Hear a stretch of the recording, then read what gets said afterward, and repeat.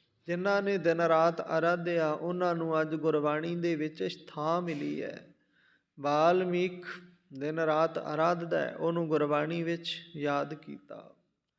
ਗਨਕਾਂ ਦਿਨ ਰਾਤ ਵਿਪਚਾਰਣ ਹੈ, ਪਾਪ ਦਾ ਜੀਵਨ ਜਿਉਂਦੀ ਹੈ। ਇੱਕ ਦਿਨ ਸੁਧਾਰ ਆ ਗਿਆ, ਸੁਧਰ ਗਈ। ਤੇ ਗੁਰਬਾਣੀ ਵਿੱਚ ਗੁਰੂ ਅਰਜਨ ਦੇਵ ਨੇ, ਭਗਤਾਂ ਨੇ ਉਹਦਾ ਜ਼ਿਕਰ ਕਰ ਦਿੱਤਾ। ਕਹਿੰਦੇ ਉਹ ਸੁਧਰ ਗਈ, ਪ੍ਰਮਾਤਮਾ ਦੀ ਯਾਦ ਵਿੱਚ ਜੁੜਨਾ ਸ਼ੁਰੂ ਕਰ ਦਿੱਤਾ। ਤਾਂ ਸੰਗਤ ਜੀ, ਜਿਹੜਾ ਕੋਈ ਮਨੁੱਖ ਭਾਵੇਂ ਜੀਵਨ ਵਿੱਚ ਅੱਤ ਦੇ ਪਾਪ ਕਰਦਾ, ਜੇ ਕੋਈ ਉਹ ਸਮਾਂ ਆਉਣ 'ਤੇ ਸੁਧਰ ਜਾਏ, ਆਪਣੇ ਪਾਪਾਂ ਦਾ ਪ੍ਰਾਸ਼ਚਿਤ ਕਰ ਲਏ, ਤੇ ਗੁਰੂ ਪਰਮਾਤਮਾ ਬੜਾ ਦਿਆਲੂ ਹੈ, ਬੜੀ ਇਸ ਦੀ ਕਿਰਪਾ ਏ, ਬੜੇ ਚੰਗੇ ਸੁਭਾਅ ਦਾ ਮਾਲਕ ਹੈ। ਉਹ ਫਿਰ ਉਹਦੇ ਪਾਪਾਂ ਨੂੰ, ਗੁਨਾਹਾਂ ਨੂੰ ਨਹੀਂ ਚਿਤਾਰਦਾ, ਉਹਨੂੰ ਆਪਣੇ ਚਰਨਾਂ ਦੇ ਵਿੱਚ ਜੋੜ ਲੈਂਦਾ ਹੈ। ਤਾਂ ਗੁਰੂ ਸਾਹਿਬ ਅੱਗੇ ਸਮਝਾਉਂਦੇ ਨੇ, ਦਿਨ ਸੁਰੈਨ ਜੇ ਤੁਧ ਅਰਾਧੇ, ਸੋ ਕਿਉਂ ਦੋਜਕ ਜਾਏ। ਅਜਰਾਇਲ ਯਾਰ ਬੰਦੇ, ਜਿਸ ਤੇਰਾ ਆਧਾਰ। ਅਜਰਾਇਲ ਭਾਵ ਮੌਤ ਦਾ ਫਰਿਸ਼ਤਾ, ਆਧਾਰ ਤੋਂ ਭਾਵ ਆਸਰਾ। ਹੇ ਪ੍ਰਭੂ, ਜਿਸ ਮਨੁੱਖ ਨੂੰ ਤੇਰਾ ਆਸਰਾ ਮਿਲ ਜਾਂਦਾ ਹੈ, ਮੌਤ ਦਾ ਫਰਿਸ਼ਤਾ ਉਸ ਮਨੁੱਖ ਦਾ ਮਿੱਤਰ ਬਣ ਜਾਂਦਾ ਹੈ। ਉਸ ਨੂੰ ਮੌਤ ਦਾ ਡਰ ਨਹੀਂ ਰਹਿੰਦਾ। ਹੁਣ ਇਹ ਨਹੀਂ ਵੀ ਮੌਤ ਨਹੀਂ ਆਉਂਦੀ, ਇੱਕ ਤੇ ਹਰ ਵੇਲੇ ਡਰ ਰਹਿਣਾ ਵੀ ਅੱਜ ਵੀ ਮਰੇ, ਹੁਣ ਵੀ ਮਰੇ, ਡਰ ਡਰ ਕੇ ਜਿਉਣਾ, ਤੇ ਇੱਕ ਬੇਡਰ ਹੋ ਜਾਣਾ, ਬੇਖੌਫ ਹੋ ਜਾਣਾ। ਇਹ ਗੱਲ ਦੀ ਸਮਝ ਆ ਜਾਣੀ। ਮਰਨੇ ਤੇ ਕਿਆ ਡਰਪਣਾ, ਜਬ ਹਾਥ ਸਧੌਰਾ ਲੀਨ। ਮਰਨ ਤੋਂ ਕੀ ਡਰਨਾ, ਜਦੋਂ ਸੰਸਾਰ ਵਿੱਚ ਆਏ ਆ, ਪ੍ਰਮਾਤਮਾ ਨਾਲ ਵਾਅਦਾ ਕੀਤਾ ਹੋਇਆ, ਸੰਸਾਰ 'ਤੇ ਜਾ ਰਹੇ ਆ, ਇੱਕ ਦਿਨ ਪਰਤ ਕੇ ਵਾਪਸ ਆਵਾਂਗੇ। ਪਹਿਲਾ ਮਰਨ ਕਬੂਲ ਕਰ, ਜੀਵਨ ਕੀ ਛੱਡ ਆਸ। ਹੋ ਸਭਨਾ ਕੀ ਰੇਣਕਾ, ਤਉ ਆਓ ਹਮਾਰੇ ਪਾਸ। ਜਗਤ ਵਿੱਚ ਜਾ ਰਹੇ ਹੈ, ਵਾਪਸ ਆਉਣਾ ਹੈ। ਤਾਂ ਗੁਰੂ ਸਾਹਿਬ ਅੱਗੇ ਸਮਝਾਉਂਦੇ ਨੇ, ਗੁਣ ਹੈ ਉਸਕੇ ਸਗਲੇ ਆਫੂ, ਤੇਰੇ ਜਨ ਦੇਖੈ ਦੀਦਾਰ। ਗੁਨਾਹ ਤੋਂ ਭਾਵ ਗੁਨਾਹ ਪਾਪ ਸਗਲ ਸਾਰੇ, ਆਫੂ ਤੋਂ ਭਾਵ ਅਛਵ ਬਖਸ਼ੇ ਜਾਂਦੇ ਨੇ। ਤਾਂ ਗੁਰੂ ਸਾਹਿਬ ਦੇ ਅੱਗੇ ਅਰਦਾਸ ਹੈ, ਤੇਰੇ ਜਿਹੜੇ ਸੇਵਕ ਤੇਰਾ ਦੀਦਾਰ ਕਰ ਲੈਂਦੇ ਹਨ, ਉਹਨਾਂ ਦੇ ਸਾਰੇ ਪਾਪ ਬਖਸ਼ੇ ਜਾਂਦੇ ਨੇ। ਪਾਤਸ਼ਾਹ, ਉਹਨਾਂ ਦੇ ਜਨਮਾਂ ਜਨਮਾਂ ਦੇ ਪਾਪ ਲੈ ਜਾਂਦੇ ਨੇ। ਜਨਮ ਜਨਮ ਕਾ ਦੱਦਾ ਹੁਆ, ਕਾਲਾ ਹੁਆ ਸਿਆਹੋ। ਪਾਤਸ਼ਾਹ, ਜਨਮਾਂ ਜਨਮਾਂ ਦੀ ਮੈਲ, ਕੋਟ ਪਾਪ, ਕਰੋੜਾਂ ਪਾਪ ਜਨਮਾਂ ਜਨਮਾਂ ਦੇ ਸਾਰੇ ਹੀ ਮਿਟ ਜਾਂਦੇ ਨੇ। ਕਦੋਂ? ਜਦੋਂ ਤੇਰੇ ਤਨ ਮਨ ਧਨ ਕਰਕੇ ਦਰਸ਼ਨ ਹੋ ਜਾਣ। ਤਨ ਮਨ ਕਰਕੇ ਹੋ ਜਾਣ ਕਾਫੀ ਹੈ ਪਾਤਸ਼ਾਹ। ਜਦੋਂ ਇਸ ਤਰ੍ਹਾਂ ਦਾ ਜੀਵਨ ਮਿਲ ਜਾਏ, ਸਮਝ ਮਿਲ ਜਾਏ, ਤੇਰੇ ਬਿਨਾ ਮੈਂ ਕੁਛ ਵੀ ਨਹੀਂ, ਤੂੰ ਮੇਰੇ ਬਿਨਾ ਬਹੁਤ ਕੁਛ ਹੈ। ਕਈ ਵਾਰ ਸਾਡਾ ਵਿਚਾਰ ਇਹ ਹੁੰਦਾ ਨਾ, ਮੈਂ ਤੇ ਬੜਾ ਚਿਰ ਗੁਰਦੁਆਰੇ ਗਿਆ, ਮੈਨੂੰ ਕੀ ਮਿਲਿਆ, ਮੈਂ ਗੁਰਦੁਆਰੇ ਹੁਣ ਕੀ ਲੈਣ ਜਾਣਾ, ਆਪਾਂ ਤਾਂ ਛੱਡਤਾ। ਇਹ ਸਾਡਾ ਹੰਕਾਰ ਹੈ, ਸਾਡੀ ਹਉਮੈ ਹੈ। ਕਿਉਂ? ਗੁਰਬਾਣੀ ਵਿੱਚ ਗੁਰੂ ਸਾਹਿਬ ਨੇ ਲਿਖ ਕੇ ਦਿੱਤਾ, ਜੇ ਸਭ ਮਿਲ ਕੇ ਆਖਣ ਪਾਹੇ, ਵੱਡਾ ਨਾ ਹੋਵੇ ਘਾਟ ਨਾ ਜਾਏ। ਜੇ ਸਾਰੇ ਅਸੀਂ ਮਿਲ ਕੇ ਆਖੀਏ ਰੱਬ ਹੈ ਰੱਬ ਹੈ, ਉਹ ਵੱਡਾ ਨਹੀਂ ਹੋ ਜਾਣਾ।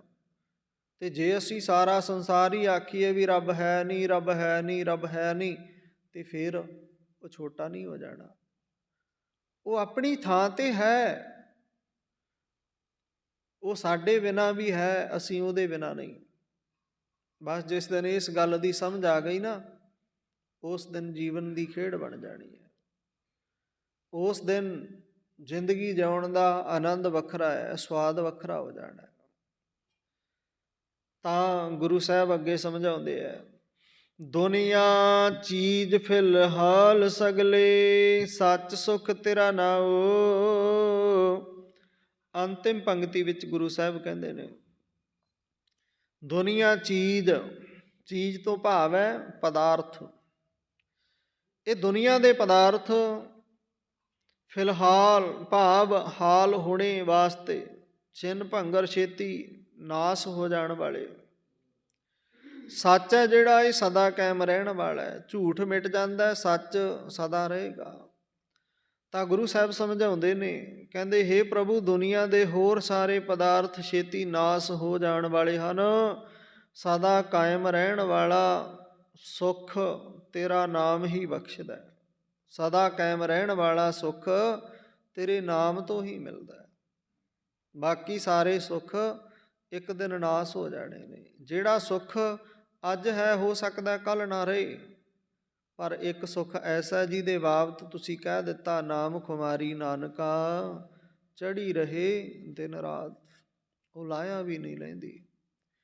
ਅੰਤਿਮ ਪੰਕਤੀ ਵਿੱਚ ਗੁਰੂ ਸਾਹਿਬ ਕਹਿੰਦੇ, ਗੁਰੂ ਨਾਨਕ ਗੁਰ ਮਿਲ ਨਾਨਕ ਬੂਝਿਆ, ਸਦਾ ਏਕਸ ਗਾਓ। ਹੇ ਨਾਨਕ, ਇਹ ਗੱਲ ਮੈਂ ਗੁਰੂ ਨੂੰ ਮਿਲ ਕੇ ਸਮਝੀ ਹੈ ਕਿ ਇਸ ਵਾਸਤੇ ਮੈਂ ਸਦਾ ਇੱਕ ਪਰਮਾਤਮਾ ਦਾ ਹੀ ਜਸ ਗਾਉਂਦਾ ਰਹਿੰਦਾ ਹਾਂ, ਅਤੇ ਉਸ ਪਰਮਾਤਮਾ ਦਾ ਜਸ ਗਾਉਣ ਦੇ ਨਾਲ ਹੀ ਸੰਗਤ ਜੀ ਆਤਮਿਕ ਸੁੱਖ ਮਿਲਦਾ ਹੈ। ਅਤੇ ਜਿਹਨੂੰ ਆਤਮਿਕ ਸੁੱਖ ਮਿਲ ਜਾਏ ਉਹ ਦੁੱਖਾਂ ਤੋਂ ਛੁੱਟ ਜਾਂਦਾ ਹੈ।